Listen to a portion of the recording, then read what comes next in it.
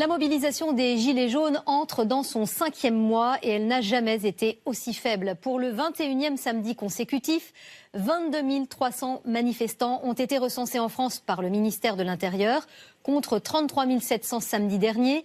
Des cortèges moins fournis à Paris et en région qui se sont déroulés sans violence ni dégradation. Romain Lepetit, Ulysse Caillou et Pierre Corieux.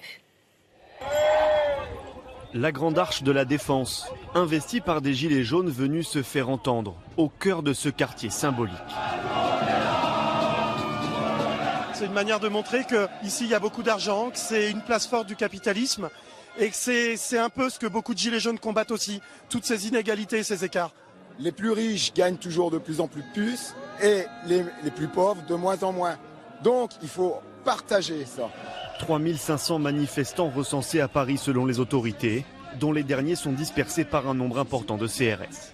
Le rassemblement le plus important avait débuté place de la République, des gilets jaunes toujours mobilisés à la veille de la fin du grand débat national. Il faut tenir parce qu'on a une guerre psychologique et de plus en plus de Français non gilets jaunes se posent la question de rejoindre ou pas les gilets jaunes avec les beaux temps qui viennent.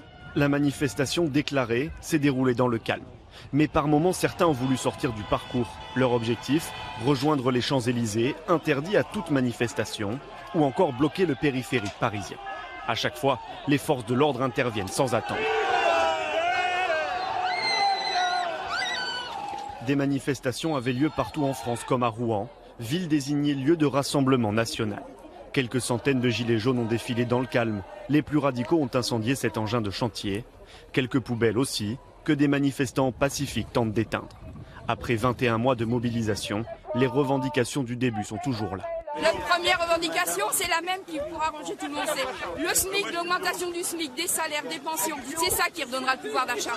Ces revendications seront-elles entendues? Début de réponse dès lundi, avec la restitution des contributions au grand débat, avant les premières annonces du chef de l'État.